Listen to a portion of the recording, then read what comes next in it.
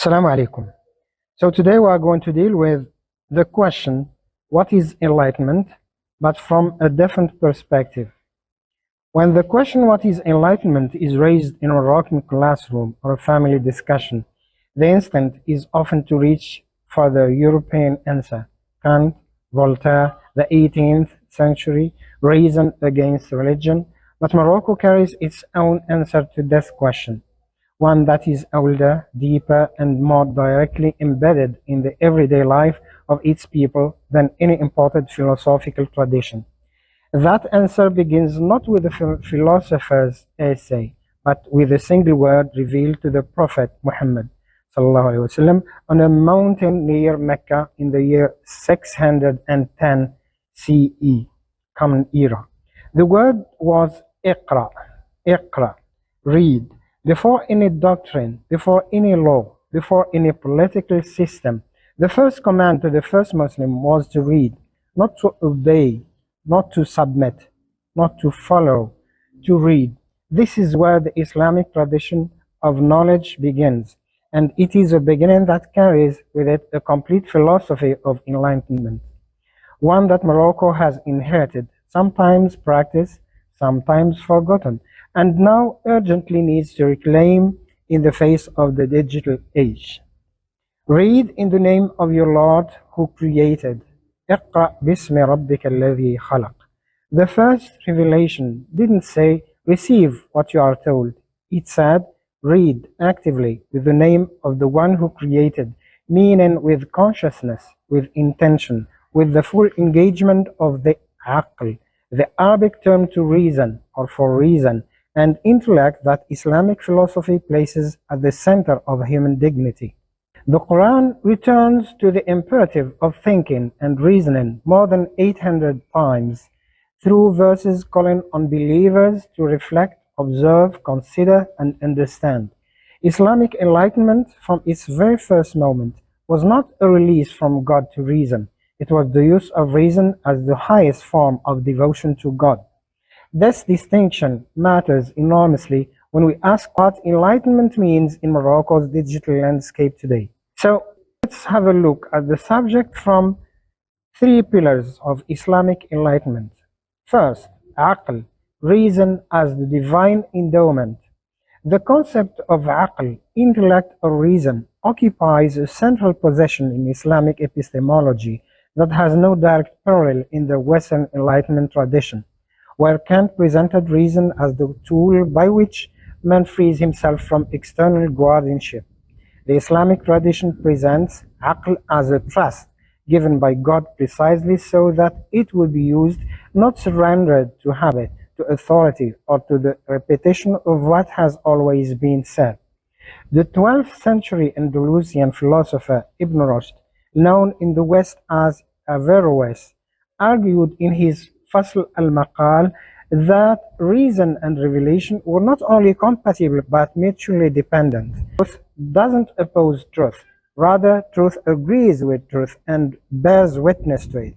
Ibn Rushd, who was born in Cordoba and whose intellectual legacy is deeply woven into the Andalusian Moroccan civilizational heritage, the refusal to use reason was not humility, it was a betrayal of the divine endowment. In today's Morocco, where 81% of the population is on social media and where 80% of exclusive information and social platforms has been found false and are manipulated, the digital refusal to question, the scrolling past misinformation, the sharing of unverified content, the emotional reaction before the rational evaluation is precisely the failure of aql that Ibn Rushd warned against. It is not a modern problem with a Western solution. It is an ancient failure that Islamic tradition already named and already condemned. Second, ijtihad, independent reasoning as an obligation. The second pillar is ijtihad, the practice of independent legal and intellectual reasoning in Islamic jurisprudence, derived from the same root as jihad, the root of striving, of effort, of pushing against the easier path. Ijtihad is the Islamic scholarly tradition's answer to the question of what to do. Received answers no longer fit the reality on faces. Al-Ghazali, the 11th century theologian and philosopher whose work remains foundational to Moroccan Islamic education, wrote in his Ihya Ulum ad-Din that the seeker of the knowledge must examine the root of things by his own intellect and must not be content with received opinions. This is not the language of blind obedience. It is the language of rigorous, responsible, courageous thought, applied precisely to the situations that inherited answers cannot cover. The digital age is exactly such a situation. No classical scholar wrote a ruling on algorithmic content curation, on the filter bubble, on the ethics of sharing a video one hasn't verified. And yet, the tradition of ijtihad doesn't leave Moroccan Muslims without tools. It tells them when a new reality emerges. The obligation is not to wait for someone else to think about it. The obligation is to think deeply, independently, using the full capacity of aql, that is ijtihad, applies to the digital age. And it is more urgently needed today than at any point in living memory. Third, ilm, knowledge, as civilization's foundation. The third pillar is ilm, knowledge, which the Islamic tradition treats not as personal intellectual achievement, but as the foundation of civilization itself. It is there the North African thinker Ibn Khaldun, born in Tunis in 1332, educated in Fas, and one of Morocco's most profound intellectual inheritances, offers the most powerful framework for understanding what the digital age is doing to Moroccan society.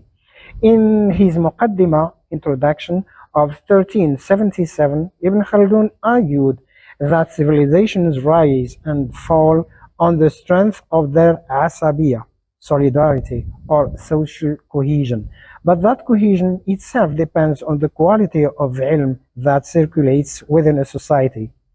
A civilization that produces knowledge, that builds universities, that trains scholars, that opens its aql to the world. Civilizations that consumes without producing, that receives without questioning, that mistakes information for ilm, weakens its own foundations. Morocco in the digital age is at precisely this crossroads, with more than half its population under 35 and youth unemployment reaching 35.7% in early 2025, and with young Moroccans spending 3 to 5 hours daily consuming algorithmically curated content, the question Ibn Khaldun would ask today is not whether Moroccans are online. It is whether the ilm being produced and exchanged on those platforms is building or eroding the asabiyah, the social and intellectual cohesion that Moroccan civilization needs to face the century ahead. The Islamic tradition, understood with depth rather than habit, doesn't stand in opposition to enlightenment. It is itself a tradition of enlightenment, one that began with the command to read, that produced Ibn Rushd's defense of reason, that gave the world Al-Ghazali's intellectual rigor, and generated Ibn Khaldun's empirical social science 7 centuries before it was named, and that at its peak built the libraries of Fas, the universities of Cordoba, and the observatories of Baghdad.